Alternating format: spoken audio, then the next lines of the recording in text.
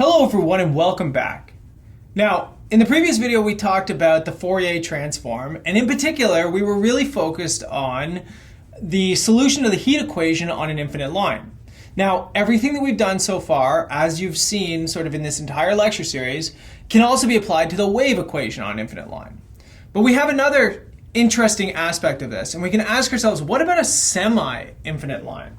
So for example, what if we considered the heat equation? Let's just look at our basic heat equation for now. But in this case, consider just the positive values of x, okay? So this is like taking L to infinity for maybe Dirichlet boundary conditions, for example, right? So in this case, we would have a boundary condition. And let's say that that boundary condition is going to be that we are Dirichlet on one end, okay, at x equal to 0, the only boundary we have. And of course, we need an initial condition that tells us, the initial heat distribution, which will be f of x. Okay, well then, what should we do? You probably know, right? If you've been following this lecture series, you know that we should start by doing separation of variables. It's old faithful. So, separation of variables. Here now, of course, I'm going to do my solution u is going to be written as phi of x, h of t, and the h equation we've seen many times, right? So I'm going to do prime for derivatives for both of these just because they're single variable. It should be fairly obvious. And we have phi double prime is equal to minus lambda phi. Now, what's defined here now is that we have a boundary condition. We have to satisfy this Dirichlet condition right here. And as we saw maybe with the Fourier transform on a double-sided infinite line, we typically want, say, our solutions to at least be bounded, right? Typically we want them to go to 0, but obviously you probably have a pretty good idea of what the solutions are going to be here, and we know that sines and cosines, they're not going to be going to 0. Okay, so the best we can ask for is bounded, or else we have no solutions. And of course, we've seen this, right? Phi is written as the superposition of sines and cosines. So let's say sine root lambda x plus cosine root lambda x. And of course, this condition right here is going to knock off our cosine term. So really, our solutions, phi of x, are going to be constants multiplied by, let's use omega again, right? So we always like to use omega for our square root of our eigenvalue, and it just sort of makes things look like Gaussians up here, or turns things into Gaussians. Gets rid of square roots, makes everybody behave. Right? So with omega equal to the square root of lambda, but, so note, omega is only positive now, or greater than or equal to 0. If it's equal to 0, the sine function is just 0, so nobody's really that interested. And of course, in this case, this is going to give me, h of t is equal to a constant times e to the k omega squared t. Same thing we've seen over and over again. And of course, the principle of superposition helps us out here. Remember, the principle of superposition in the first lecture on this infinite domain series led us to the Fourier transform itself, right? So if we sort of sum over the infinitely many omegas, right? Because there's a solution for every omega again. Remember, we can oscillate whatever frequency we want because we have an infinite line. We don't have to fit into a nice domain. Well, that would give us a solution from integral from 0 to infinity. That's because omega is only positive now. And we get a function of omega, a of omega, is equal, and then sine omega x e to the minus k omega squared t d omega. So it looks very much like the Fourier transform. The only difference is it's just a sine in here. Remember, Fourier transform is sort of sine and cosine disguised inside of a e to the I omega x, right? This is basically a sine series, right? It's a sine series that sort of goes over a continuum of elements. Another thing I want to draw your attention to is if we had a Neumann boundary condition here, this would just be a cosine in here. And you would get the sort of abstraction of a cosine series.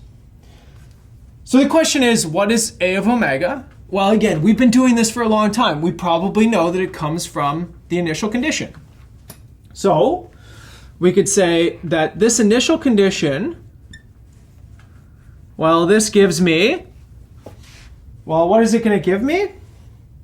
It gives me that, so if I do the inversion here, and I'm going to sort of leave out the steps of how I'm doing this inversion, because it's basically just how I invert the Fourier transform. So the only difference is the sort of normalizing constant, similar to what we saw with the sine series. This becomes f of x sine omega x dx. Okay? So that means that we can always recover our initial condition, we can always use our initial condition to get a particular solution to our equation. But I do want to draw your attention to one aspect of this. X equal to 0 causes this thing to go to 0. We always satisfy our boundary condition, even if our initial condition does not. This was something similar that we explored with these Fourier sine series, where we saw these weird sort of convergence properties. Same thing holds here. So I'm not going to go into a whole lecture about Fourier sine and cosine series, transforms, but it's basically the same theory, right? The fact if your initial condition doesn't go through 0, well, we're sort of forcing it to go through 0 through this series, okay? Or through this transform. And again, this is called the Fourier Sine Transform. So the reason I wanted to show you this is just so that you know that it can be done.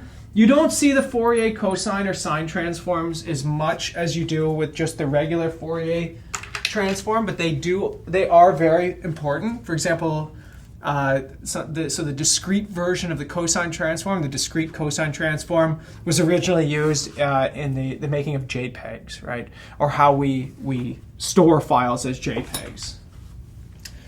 But you can go further, right? We could have forcing. So for example, we could include either forcing in the domain or on the boundary. So for example, what if we think about a boundary condition that looks like this? So you can think of this as maybe like an infinite rope, and I'm sort of wiggling it at one end, right? That's how you would think about maybe the wave equation here. I'm heating and cooling it as I prescribed. In this case, you cannot solve this with separation of variables. Solve with separation of variables, right? And it's for the same reason that we weren't able to solve it with separation of variables previously. It just comes from the fact that you can't really satisfy this boundary condition because you've separated out x and t. However, if you let's say set u bar of omega comma t to be the Fourier sine transform of our solution, similar to what we did in the previous video, x comma t sine omega x dx. Well, in this case, you could see basically the same way that we did in the last video what this would transform the PDE into. And I'm just going to show you what the PDE becomes, okay? So just like the Fourier transform, that takes the PDE and turns it into an ODE. Here again, we get an ODE. So let me write it. I get a partial derivative in time. And then this is equal to k.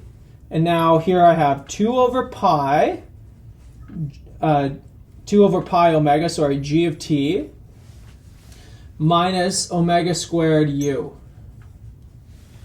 So let's look at what's familiar and let's look at what's not familiar. What is familiar is the time derivative.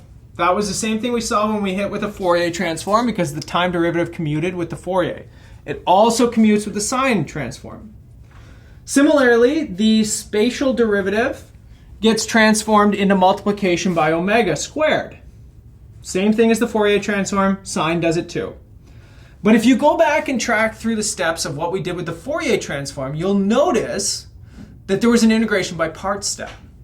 Now, the integration by parts step for the Fourier transform was pretty easy to handle because we assumed that we decayed to 0 at the boundaries, plus or minus infinity. Here I have a boundary at x equal to 0, and that's where this term right here shows up. So essentially what I've got is still an ordinary differential equation, but now it's a forced or an inhomogeneous ordinary differential equation. So there are many ways to solve this. You can solve it, right? But I do want you to notice that it's not exactly the same, and that comes from the fact that it's not the same domain that we had, right? We have a forcing at the boundary because we only have a half domain. We have to prescribe a boundary condition, and that boundary condition shows up. But the good news, that's relatively easy to solve, especially compared to a partial differential equation, right? ODEs we can handle. Sorry, there should be a bar over this. ODEs we can handle.